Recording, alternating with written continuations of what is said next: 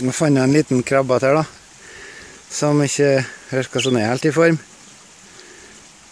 Han stod bare bortpå her og pep. Se. Jeg må ikke hoppe nå. Her slår du, vet du. Ja.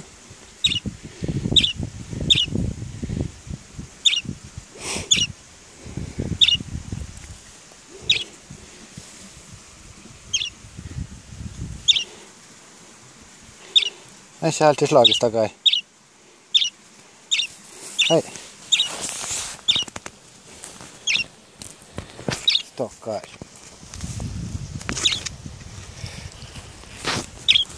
Jeg vet ikke hva så feil han er. Han satt bare borti